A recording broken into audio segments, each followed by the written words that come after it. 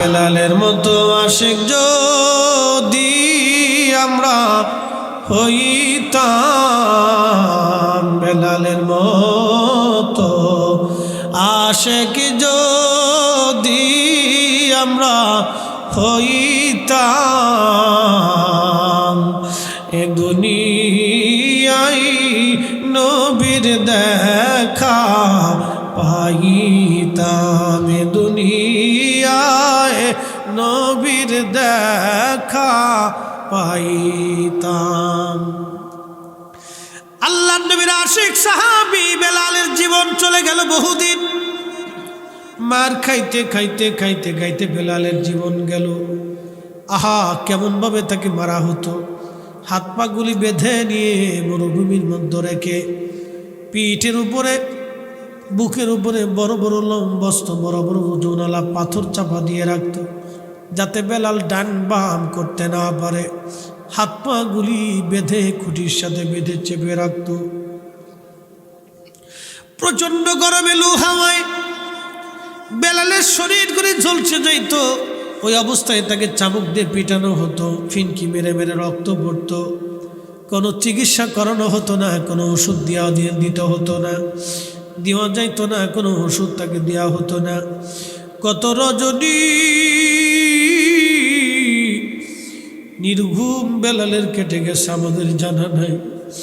কত রাত্রবেলা বেলাল নির্ঘুম কাটছে, কত রজনী বেলালের নির্ঘুম কেটে গেছে। প্রিয় হাজিরিন, খুবই মনোযোগ দেন। আশিক রাসূল বেলাল এইভাবে দিন কেটে গেল। আবু বকর সিদ্দিক রাদিয়াল্লাহু আনহু তাকে কিনে নিয়ে আসলেন। আল্লাহর নবীর মেরাজ থেকে ফিরে আসার পরে নবী বললেন, বেলাল রে, আমি জান্নাতে তোর আগে আগে পায়ের আওয়াজ পাইছি, বলবি দুনিয়ার মধ্যে কি আমল করো বেলাল বলো। বেলাল ডাক ডাকে, ইয়া রাসূলুল্লাহ, আমার অজু চলে গেলে আবার অজু আমি করি এবং 2 রাকাত আমি নামাজ পড়ি। একবার জোরে বলা যাবে আল্লাহু আকবার। অজু গেলে আবার অজু করি, 2 রাকাত নামাজ পড়ি, অজু গেলে আবার অজু করি। নবীজি ডাক দা বলেন, বেলাল রে, আমলের কারণে তোকে জান্নাতে আগে আগে দেখলাম। নবীজি মক্কা ছেড়ে মদিনায় হিজরত করে চলে গেলেন, বেলালও গেলেন। আজান প্রবর্তন হলো। আল্লাহর নবী আজান প্রবর্তন করলেন, আজান দেওয়া শুরু হলো। নবীজি বেলালকে ডেকে বলেন, বেলাল, তুমি আজকে থেকে আজান দিবা। আজানের নিয়ম কানুনগুলি বেলালকে শিখিয়ে দেওয়া হলো। হযরত বেলাল রাদিয়াল্লাহু আনহু আজান শুরু করলেন। দীর্ঘদিন মাদানী জীবনে যতদিন আজান ছিল, নবী ছিল, ততদিন বেলাল আজান দিলেন। বুঝতেই পারতেছেন, মুয়াজ্জিন বেলাল, ইমাম রাহমাতুল লিল আলামিন।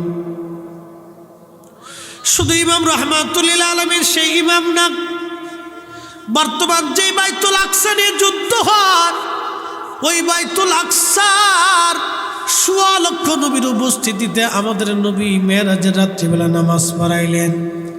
ওই মসজিদ নিয়ে আজকে যারা জিহাদের রত আছে, আমি মনে করি ওরাই হলো বর্তমান জমানার শ্রেষ্ঠ মুসলমান। কথা কন না কেন, ঠিক কিনা?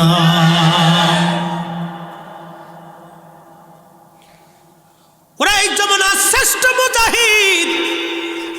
আল্লাহর ঘর, নবীদের স্মৃতি বাঁচানোর জন্য যারা জিহাদের রত, বিরাট বড় শক্তির কাছে ওরা মাথা নত করে নাই। পৃথিবীর বিরাট বড় শক্তির কাছে ওরা মাথা নত করে নাই। এত বড় শক্তি ওদের মাথা নত হলো না। বিরাট বড় শক্তি, ওরা মাথা নত করে নাই। খুব মনোযোগ দিয়ে কথাগুলি শুনবেন। মুসলমান মহেশখালীবাসী, আপনারা বলবেন, হুজুর আমাদের করণীয় কি? আমাদের একটা করণীয় আছে।